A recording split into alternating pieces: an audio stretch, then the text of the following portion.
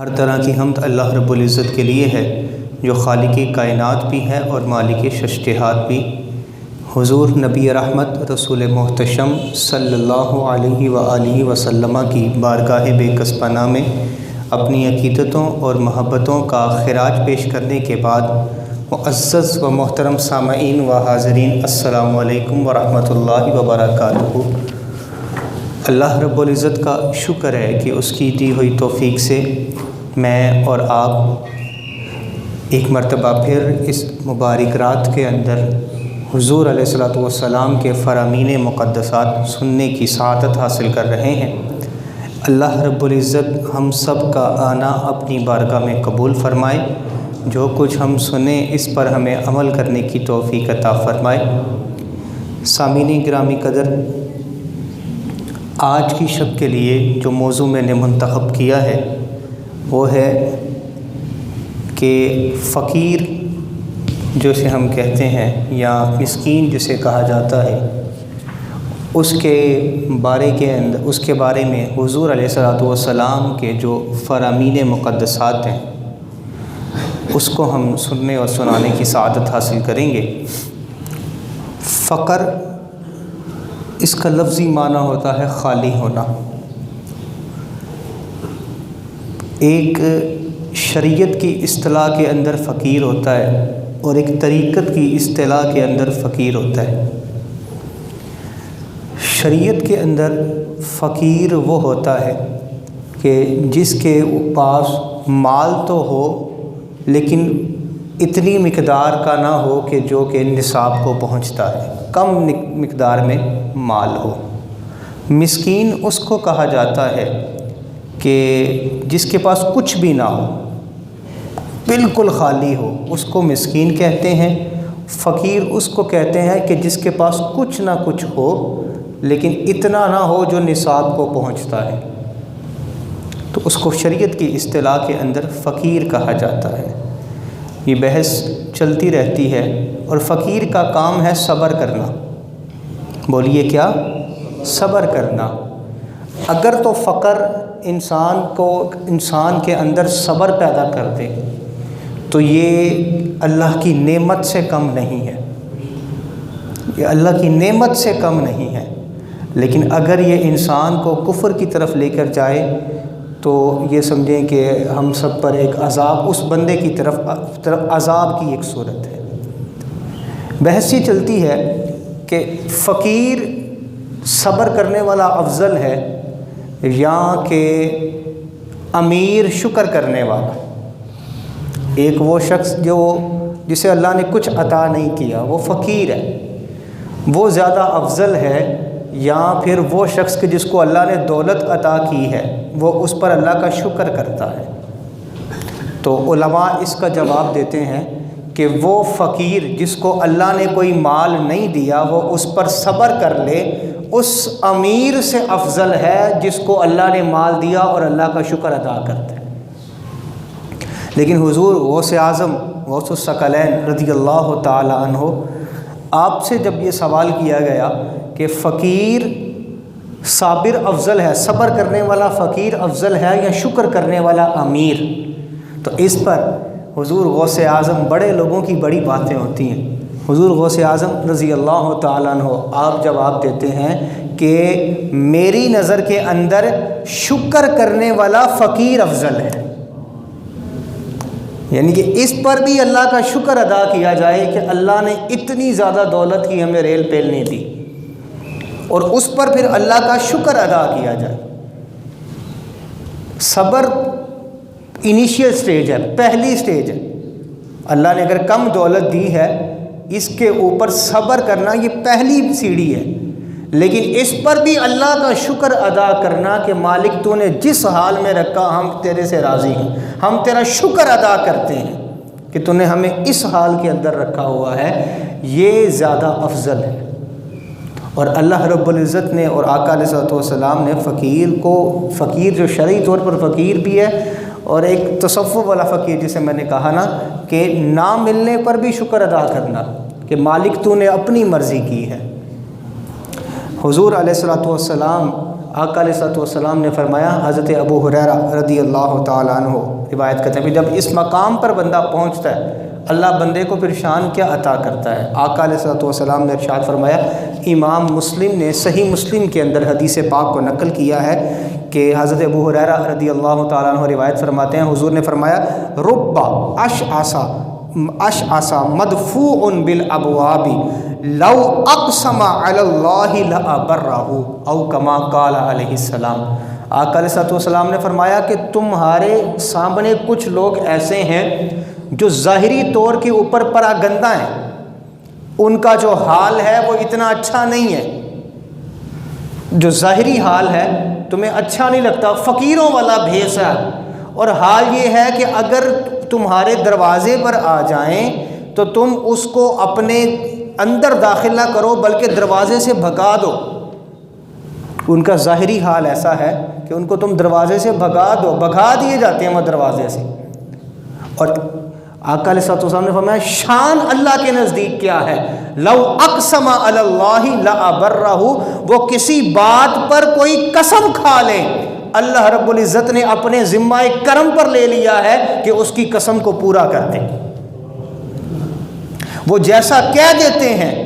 اللہ ان سے اتنا راضی ہے کہ وہ جیسا کہہ دیتے ہیں اللہ رب العزت معاملے کو ویسا کر دیتا ہے۔ آپ بزرگوں کے پاس جا کر دعا کرواتے ہیں نا کہ پیر جی دعا کر دیں اللہ ہمارا یہ کام کر دے، اللہ ہمارا یہ کام کر دے۔ اس کی وجہ یہ ہے، اس کے پیچھے جو اصل ہے وہ یہ حدیث پاک ہے صلی اللہ علیہ وآلہ وسلم۔ حضور علیہ الصلوۃ والسلام کا فرمان ہے کہ اللہ نے کچھ بندوں کو یہ شان عطا کر رکھی ہے کہ وہ اگر کسی کو کہہ دیں کہ اللہ تجھے بیٹا عطا کرے گا تو اللہ رب العزت پھر اس کو بیٹا عطا کرتا ہے۔ وہ اگر کسی کو دعا دے دیں کہ اللہ تجھے فلاں مقام پر فتح یابی دے گا تو اللہ ان کو پھر فتح یابی عطا فرماتا ہے۔ یہ اللہ نے اپنے ذمہ کرم پر بات لے لی ہے۔ اور ایسے لوگ جو ہوتے ہیں نا یہ پھر چل کر کبھی کسی بادشاہ کے دروازے پر نہیں جاتے، بادشاہ چل کر ان کے دروازوں پر آیا کرتے ہیں، یہ کسی سے مانگنے نہیں جاتے، لوگ ان کو دینے کے لیے آیا کرتے ہیں، وہ ان کی مرضی قبول کریں یا نہ کریں۔ تو بعض پھر یہ جو حدیث پہ آ کے الفاظ ہے نا کہ رب اشعث، پراگندہ بال ہیں ان کے، لوگ اس کو میں غلط مطالب کی طرف بھی نکل جاتے ہیں، اپنا حال بہت برا بنا لیتے ہیں۔ آپ ان کے بالوں کو دیکھیں تو ایسا لگتا ہے کہ شاید اس نے کئی سال سے غسل نہیں کیا ہوگا۔ تو طریقت کی پہلی سیڑھی شریعت ہے، جو شریعت پر عمل نہیں کرتا وہ طریقت پر کیسے چلے گا؟ یہ لازم اور ملزوم ہے ایک دوسرے کے ساتھ۔ طریقت شریعت کے بغیر نہیں چلتی، شریعت طریقت کے ساتھ چلتی ہے، لازم و ملزوم ہے ایک دوسرے کے لیے۔ تو وہ ان لوگوں کے بعض ایسے ڈرامہ آواز لوگ ہوتے ہیں جو اپنا حولیہ ایسا بنا لیتے ہیں، لو جی یہ فلانے صاحب ہیں، یہ 4 سال سے نہائے نہیں ہیں، یہ بڑی بزرگ ہستی ہیں۔ استغفر اللہ العظیم، لا حول ولا قوۃ الا باللہ العلی العظیم۔ ایسے ڈھونگیوں سے بھی بچنا چاہیے، کیونکہ انسان کی فطرت کے اندر کچھ چیزیں ہیں، انسان کو پاکی اور ناپاکی کے مسائل سکھائے گئے ہیں شریعت نے مسلمان کو، تو جو اپنی پاکی کو بھی پورا نہیں کر سکتا وہ آگے طریقت کو کیسے پورا کرے گا؟ اللہ رب العزت ہمیں سمجھنے کی توفیق عطا فرمائے۔ ہمیں یہ سمجھتے ہیں کہ ہمیں اللہ نے مال عطا کر دیا ہے تو شاید ہم بہت اچھے ہیں۔ حضرت مصعب بن سعد رضی اللہ تعالیٰ عنہ آپ روایت کرتے ہیں،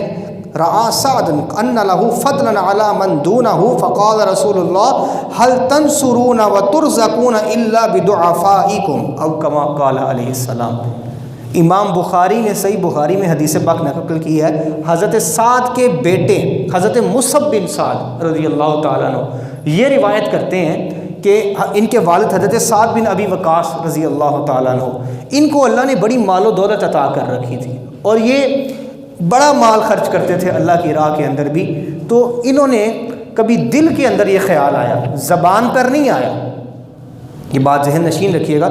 دل کے اندر یہ خیال آیا تھا کہ شاید میں زیادہ اچھا ہوں ان لوگوں سے، ان مہاجرین سے، فقراء مہاجرین سے جو صدقہ نہیں کرتے، میں تو اللہ کی بارگاہ میں صدقہ کرتا ہوں۔ اور یہ بھی بات ذہن نشین کر لیں کہ جب صحابی رسول کے دل کے اندر یہ خیال آئے گا تو وہ اپنے غرور اور تکبر کے لیے نہیں بلکہ اللہ کے شکر کے لیے ہی آیا تھا۔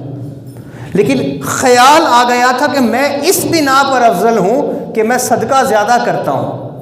میرے پاس مال و دولت زیادہ ہے، اس لیے میں زیادہ اچھا ہوں۔ آقا علیہ الصلوۃ والسلام نے فرمایا هل تنصرون وترزقون الا بدعفائکم،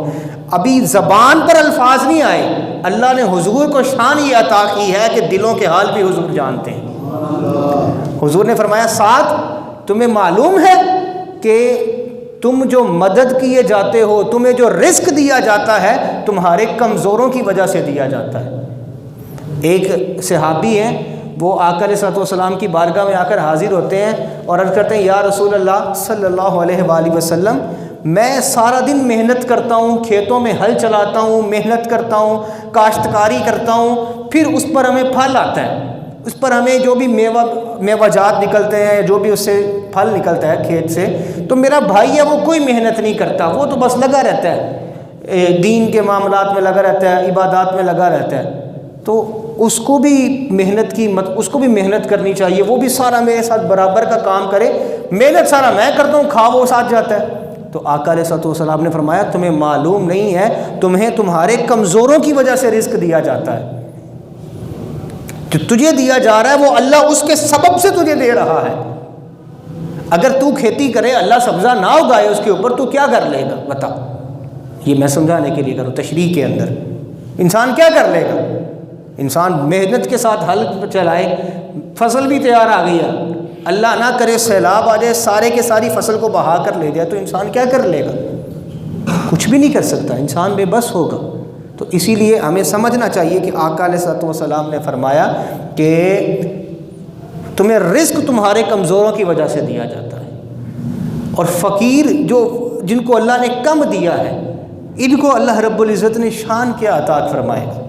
سنیے، امام بخاری اور امام مسلم دونوں کی متفق علیہ روایت ہے، حضرت اسامہ بن زید رضی اللہ تعالیٰ عنہ آپ روایت کرتے ہیں قال رسول اللہ صلی اللہ علیہ وسلم قمت علی باب الجنہ فکان عامۃ من دخلها المساکین واصحاب الجد محبوسون غیر ان اصحاب النار قد امر بهم الى النار وقمت على باب النار فاذا عامۃ من دخلها النساء او کما قال علیہ السلام۔ حضور علیہ الصلوۃ والسلام نے فرمایا، یہ یا معراج کی بات ہے یا حضور کے خواب کی بات ہے۔ آقا علیہ الصلوۃ والسلام نے فرمایا کہ میں جنت کے دروازے پر کھڑا تھا، میں جنت کے دروازے پر کھڑا تھا تو میں نے دیکھا کہ اس کے اندر جو کثیر تعداد میں جو لوگ داخل ہو رہے ہیں جنت کے اندر، وہ مسکینوں کی ہے۔ وہ کس کی ہے بولیے؟ مسکینوں کی، جن کو دنیا کے اندر ظاہری طور پر کچھ عطا نہیں ہے، غریب لوگ ہیں، بڑی مشکل سے اپنا گزارا کرتے ہیں، مال و دولت ہے ہی نہیں ان کے پاس، سفید پوشی ہے، ایسے لوگوں کو میں نے زیادہ دیکھا جنت کے اندر۔ اور پھر میں نے دیکھا جو مالدار لوگوں تھے ان کے دو طرح کے حالات تھے، مالدار لوگوں کے حالات جو تھے وہ دو طرح کے تھے۔ ایکوں کا حال یہ تھا کہ ان کو کچھ دیر کے لیے روک دیا گیا تھا، جنت سے جانے داخلے سے روک دیا گیا تھا، کھڑا کر دیا گیا، ابھی انتظار کرو تمہیں داخلے کی اجازت مل جائے گی۔ لیکن کچھ لوگوں کو جہنم کی طرف لے کر چلا گیا۔ اس سے معلوم ہوا کہ مالدار لوگوں کے بھی دو گروہ ہوں گے۔ ایسا نہیں ہے کہ اگر کسی کو اللہ نے فقط مال عطا کیا ہے تو وہ خدا نہ خواستہ یہ سمجھ لے کہ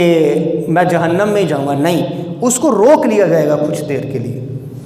اور جہنم والوں کو بھیج دیا جائے گا، اور تھوڑی دیر کے بعد ان کو جنت میں داخل کیا جائے گا۔ یعنی کہ جو فقیر لوگ ہوں گے، جن کو دنیا میں کم اللہ رب العزت نے عطا کیا ہے، وہ مالدار لوگوں سے پہلے جنت میں داخل ہوں گے، اور جہنم والے پھر الگ الگ ہو جائیں گے۔ آقا صلی اللہ علیہ وسلم نے فرمایا کہ میں نے جہنم میں کثیر تعداد عورتوں کی دیکھی۔ بولیے کس کی؟ بولیے کس کی؟ عورتوں کی۔ اس کی وجہ کیا تھی؟ اس کی وجہ یہ ہے کہ عورتیں شکوے زیادہ کرتی ہیں، شکایات زیادہ کرتی ہیں، ناشکری زیادہ کرتی ہیں۔ خدا نہ خواستہ میں نے دیکھا سنا ہے کہ اپنے بچپن میں سنتا رہا، اور اب سمجھ میں آتا ہے کہ وہ کیسے جملے تھے۔ وہ کسی کی خدا نہ خواستہ وفات ہو جائے تو خواتین بعض وقت کفری جملے اپنی زبان سے ادا کر دیتی ہیں، وے اللہ تو کیڑا ظلم کمایا، نعوذ باللہ من ذالک، نقل کفر نہ باشد۔ اس طرح کے جملے ان کی زبان سے، سارے زمانے دے دکھ ساڑھے آستے ہی نہیں، اے مصیبت میری گلے میں آنی سے، اس طرح کے الفاظ کی خواتین زیادہ ادا کرتی ہیں۔ تو اللہ رب آقا صلی اللہ علیہ وسلم نے فرمایا کہ میں نے جہنم کے اندر جو کثرت کے ساتھ تعداد دیکھی ہے وہ میں نے عورتوں کی دیکھی ہے۔ ایک اور حدیث پاک ہے، اس میں بھی یہ آقا علیہ السلام نے فرمایا میں نے جنت میں نگاہ دوڑائی تو مجھے ادھر اکثر فقراء نظر آئے۔ دولت کی نفی نہیں ہے، میں نے آپ سے پہلے بھی کہا کہ دولت والے بھی جنت میں جا رہے ہیں، لیکن جن کو دنیا میں کم عطا کیا گیا وہ پہلے جنت میں جا رہے ہیں۔ امام مسلم کی روایت ہے، حضرت عبداللہ بن عمر رضی اللہ تعالیٰ عنہ روایت کرتے ہیں ان فقراء المہاجرین یسبقون الاغنیاء یوم القیامۃ الی الجنۃ ب40 حریفا او کما قال علیہ السلام۔ حضور علیہ السلام نے فرمایا کہ وہ میرے صحابہ جنہوں نے ہجرت کی اور وہ فقیر ہیں، وہ صحابہ جنہوں نے ہجرت کی اور فقیر ہیں، وہ امیر لوگوں سے 40 برس قبل جنت میں داخل ہوں گے، 40 برس قبل جنت میں داخل ہوں گے۔ اللہ رب العزت نے ایک روایت کے اندر 500 سال کا بھی ذکر ہے کہ اللہ رب العزت فقراء کو 500 سال پہلے جنت میں داخل کرے گا امیروں سے، اور اس میں وہ صحابہ شمار نہیں کہ جن کا حساب ہی نہیں ہوگا، جیسے سیدنا عثمان غنی، وہ پھر پہلے ہی جائیں گے کیونکہ ان کا تو حساب نہیں ہوگا نا۔ جن کا حساب نہیں ہوگا انہوں نے سوچے نصیب بھی دولت خرچ کیسے کی ہوئی ہوگی، ایسے بھی ہیں۔ اس کی تشریح کے اندر محدثین نے لکھا ہے کہ سیدنا عثمان غنی جیسے جو لوگ ہیں ان کا حساب ہی نہیں ہوگا قیامت کے دن، اللہ ان کو بے حساب جنت میں داخل کرے گا، تو یہ اولین لوگوں میں سے ہوں گے جو جنت میں جائیں گے۔ لیکن مالدار لوگوں کو کچھ دیر کے لیے روک دیا جائے گا۔ وہ قرآن مجید میں 2 جگہ آیا، ایک جگہ آیا کہ قیامت کا دن 1000 سال کے برابر ہے، ایک جگہ آیا کہ 50,000 سال کے برابر ہے۔ اس کی وجہ یہ ہے کہ قیامت کا جو دن ہوگا یہ انسان کے اعمال کے حساب سے ہوگا، کسی کے لیے ایک لمحے کا ہوگا یہ دن، وہ ایک لمحے میں جنت میں داخل ہو جائے گا، ایک لمحے کے اندر وہ پل صراط بھی پار کر لے گا، آب کوثر بھی پی لے گا، اس کا نامہ اعمال کا بھی حساب کتاب ہو جائے گا، وہ جنت میں بھی داخل ہو جائے گا، ایک لمحہ لگے گا اس کے لیے۔ اور کسی کے لیے یہ دن بہت بڑا ہوگا، اس کے لیے 1000 سال کے برابر ہوگا، کسی کے لیے 50,000 سال کے برابر ہوگا یہ دن اس کے اعمال کے مطابق۔ تو اس وجہ سے وہ کوئی کسی کو لگے گا وہ 500 سال پہلے چلے گئے، کسی کو لگے وہ 40 برس قبل جنت کے اندر داخل ہو گئے۔ آقا علیہ السلام نے ارشاد فرمایا، حضرت سہل بن سعد رضی اللہ تعالیٰ عنہ یہ ایک واقعہ سناتے ہیں، یہ کہتے ہیں کہ مر رجل علی رسول اللہ صلی اللہ علیہ وسلم، کہ آقا کریم صلی اللہ علیہ وسلم کے قریب سے ایک آدمی گزرا، فقال لرجل عنده جالس، حضور کے قریب ایک اور شخص بیٹھا ہوا تھا، ما رأیک فی ھذا، آقا علیہ السلام نے اس سے فرمایا تیرا یہ جو شخص ابھی گزرا ہے اس کے بارے میں کیا خیال ہے، یہ کیسا بندہ تھا؟ اس نے کہا فقال رجل من اشراف الناس واللہ حری ان خطب ان ينکح وان شفع ان یشفع، قال فسکت رسول اللہ صلی اللہ علیہ وسلم، کہ اس نے کہا، وہ جو شخص حضور کے قریب بیٹھا تھا اس نے کہا یا رسول، حضور سے کہا کہ جو شخص ابھی گزرا ہے یہ ایسا شخص ہے کہ اس لائق ہے کہ اگر اس نے کسی کو شادی کا پیغام بھجوا دیا نا تو اس کے شادی کا پیغام ضرور لوگ قبول کریں گے، اور اگر اس نے کسی کی سفارش کر دی تو سفارش بھی قبول کی جائے گی۔ آقا علیہ السلام نے خاموشی اختیار فرمائی، بڑا مالدار شخص تھا یہ جو ابھی تھا۔ کچھ دیر کے بعد ثم مر رجل فقال له رسول اللہ صلی اللہ علیہ وآلہ وسلم ما رأیک فی ھذا، تھوڑی دیر کے بعد ایک اور شخص گزرا، حضور نے فرمایا بتا اس بندے کے بارے میں تیرا کیا خیال ہے؟ فقال یا رسول اللہ ھذا رجل من فقراء المسلمین ھذا حری ان خطب ان اللہ ينکح وان شفع اللہ یشفع وان قال اللہ یسمع لقولہ، فقال رسول اللہ صلی اللہ علیہ وسلم ھذا خیر من ملء الارض مثل ھذا او کما قال علیہ السلام۔ اس کے بارے میں اس بندے نے کہا حضور سے کہ یہ تو مسلمانوں کا فقیر آدمی ہے،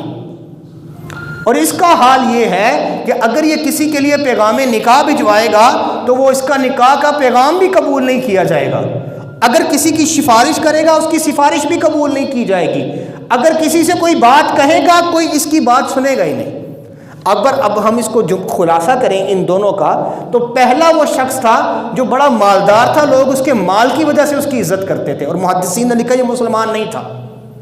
ٹھیک ہے، اس شخص نے اس کی بڑی تعریفیں بیان کی حالانکہ وہ مسلمان بھی نہیں ہے، ٹھیک ہے، اور جو بیٹھا جا رہا ہے اس کے بارے میں محدثین نے کہا یا تو یہ منافق تھا یا یہ کافر تھا جو حضور کے پاس بیٹھا ہوا تھا۔ تو دوسرے کے بارے میں کہا گیا کہ جو مسلمان تھا لیکن فقیر تھا، اس کے بارے میں کہتا ہے نہ اس کا پیغام نکاح سنا جائے گا، نہ اس کی کوئی سفارش قبول کرے گا، بلکہ اس کی بات بھی کوئی نہیں سنے گا۔ امیر کی اس نے بڑی تعریف کی اور جو فقیر بندہ تھا اس کی اس نے مذمت کی۔ اب سنیے حضور کا فیصلہ۔ آقا علیہ الصلوۃ والسلام نے فرمایا پہلا گزرا والا جو شخص ہے، پوری زمین ایسے شخصوں سے بھر جائے، یہ اکیلا شخص ان تمام لوگوں سے زیادہ افضل ہے۔ جو مسلمانوں کا فقیر ہے نا، اسی لیے اغیار کی یا جو غیر مسلمین ہیں ان کی دولتوں کے اوپر دیکھ کر کبھی اتنا ناز دیکھا نہ کریں، حسرت بری نگاہوں سے نہ دیکھا کریں۔ وقت تقریباً ختم ہونے چلا ہے، 1 منٹ کے اندر حدیث پاک کو ختم کرتے ہیں۔ ایک اور حدیث پاک ہے حضرت فاروق اعظم رضی اللہ تعالیٰ عنہ، یہ حضور کی بارگاہ میں آئے تو آقا علیہ الصلوۃ والسلام نا کھجور کی چھال کے بنے ہوئے ایک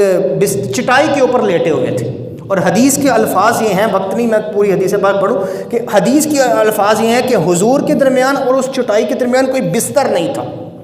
اور حضور علیہ الصلوۃ والسلام کے جسم اطہر کے اوپر وہ چٹائی کے نشانات، جو چٹائی پر لیٹنے سے نشانات آ جاتے ہیں، وہ نظر آ رہے تھے۔ اور آقا علیہ الصلوۃ والسلام نے ایک چمڑے کا سرانہ لیا تھا جس کے اندر کھجور کی چھال رکھی ہوئی تھی، روئی نہیں تھی اس کے اندر، ٹھیک ہے نا، یہ رکھی ہوئی تھی۔ تو فاروق اعظم سے رہا نہیں گیا، فاروق اعظم نے عرض کی یا رسول اللہ صلی اللہ علیہ وآلہ وسلم، آپ کو اللہ دعا فرمائے حضور کے لیے، یہ نہیں کہا حضور اپنے لیے، کہا حضور اپنی امت کے لیے دعا فرمائیں۔ جو فارس کے رہنے والے لوگ ہیں، جو دوسرے رہنے والے لوگ ہیں، ایران اور فارس وغیرہ، ان کے جو بادشاہ ہیں ان کا نام نہیں لیا ادب کی وجہ سے، لیکن کہا حضور ان کو اللہ نے اتنی دولت عطا کی ہے، اللہ سے اب دعا کریں اللہ ہمیں بھی اتنی دولت عطا فرما دے۔ آقا علیہ الصلوۃ والسلام نے ارشاد فرمایا عمر تو ایسی، ابن خطاب، نام بھی نہیں پھر حضور نے لیا، حضور نے فرمایا ابن خطاب تو ایسی بات کر رہا ہے، کیا تو اس بات پہ راضی نہیں ہے کہ ان لوگوں کے لیے دنیا ہے اور ہم لوگوں کے لیے اللہ نے آخرت میں اجر رکھا ہوا ہے؟ لہذا اتنی بات پر گھبرانا نہیں چاہیے۔ اگر اللہ نے کم دولت دی ہے تو اس پر بھی اللہ کا شکر ادا کرنا چاہیے، اور اگر اللہ نے زیادہ دولت دی ہے تو ان صحابہ کی طرح خرچ کریں جن کو اللہ نے بے شمار مال عطا کیا تھا۔ عثمان غنی رضی اللہ تعالیٰ عنہ کو اللہ نے بے شمار مال عطا کیا تھا، اور حال یہ ہے کہ آج 14 صدیاں گزر گئی ہیں، سیدنا عثمان غنی کا مال آج بھی موجود ہے۔ میں نے مختلف جگہ پہ پڑھا کہ سعودیہ کے اندر ایک بینک کے اندر سیدنا عثمان غنی رضی اللہ تعالیٰ عنہ کا آج بھی اکاؤنٹ موجود ہے، ان کے نام سے کچھ دولت آتی ہے کچھ باغات کی، اور وہ فقراء اور مہاجرین اور مساکین پر خرچ کی جاتی ہے۔ اللہ رب العزت ہم سب کو عمل کی توفیق عطا فرمائے۔ فما توفیقی الا باللہ۔